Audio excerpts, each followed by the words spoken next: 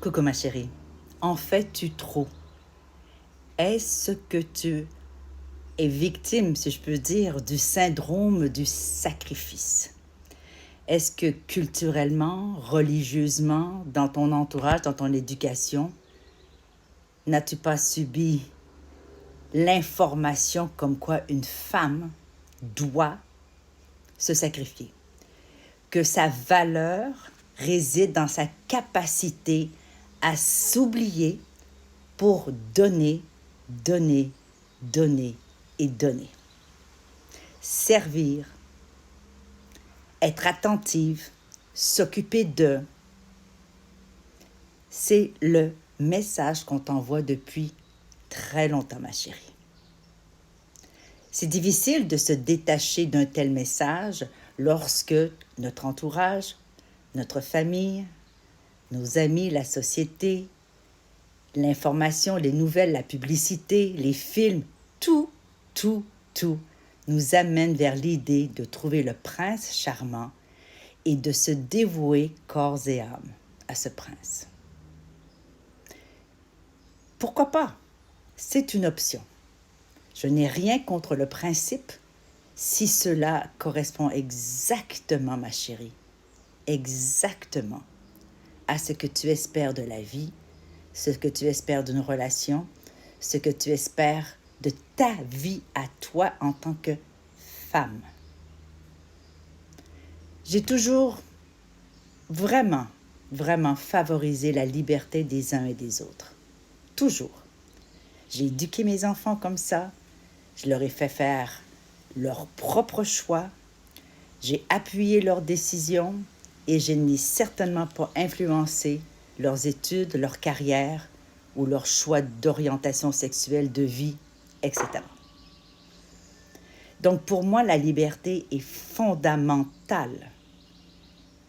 Alors, la question que je vais te poser, ma chérie, est-ce que pour toi, la liberté, ta liberté, est menacée?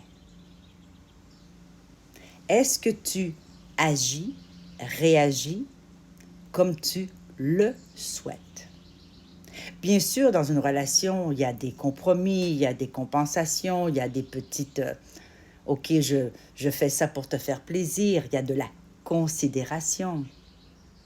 Bien sûr, on est à deux, donc on ne peut pas vivre d'une façon égocentrique, égoïste, unilatérale. On est une équipe, normalement. Mais l'idée que je veux soulever ici, ma chérie, c'est combien est-ce que l'idée de l'amour, l'idée du couple, l'idée du mariage, de l'union, de la relation longue durée, influence ton comportement vis-à-vis de toi-même. Qu'est-ce que tu endures au nom de ça? Qu'est-ce que tu endures au nom de ce couple, ce mariage, cette institution? Il faut, dans tous les cas, dans toutes les relations, amicales, familiales, d'enfants, parents, grands-parents, peu importe, il y a des échanges, des partages. C'est une danse, c'est un tango, un coup je recule, un coup j'avance. Bien sûr, sinon on n'est pas en relation. Mais dans ta vie de tous les jours, combien est-ce que tu t'es oublié? Combien est-ce que tu as donné, sacrifié? Et j'ai en tête une histoire que j'avais vue à un moment donné sur un réseau social où on voyait une maman avec un fils qui était adulte, qui avait une barbe. Et la mère arrive avec son repas, sa soupe à la viande, et se rend compte qu'il y a très peu de viande dans la soupe. Alors qu'est-ce qu'elle fait? Elle donne toute la viande à son fils et elle ne prend que le bouillon. C'est de ça que je parle, ma chérie. Est-ce qu'il n'est pas possible pour toi de prendre un morceau de viande et d'en laisser un autre à quelqu'un? Où est ta liberté dans tout ça? Où est ta vie de femme dans tout ça?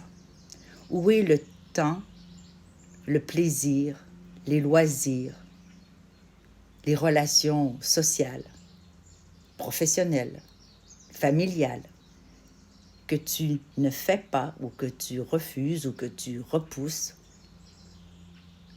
parce que tu te donnes corps et âme à quelqu'un? C'est juste ça, ma chérie. J'ai rien contre le couple. Tu le sais, ça fait 40 ans que je suis mariée. Je suis coach relationnel depuis 15 ans.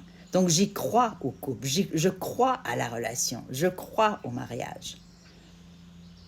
Mais dans tout ça, ma chérie, combien est-ce que l'entourage, l'éducation, la religion, la société, la culture te poussent à faire fi de ta liberté? Petit sujet de réflexion aujourd'hui. N'oubliez pas de partager, de liker, de poser un commentaire. Ça aide les autres et ça m'aide moi à continuer à vous donner du contenu.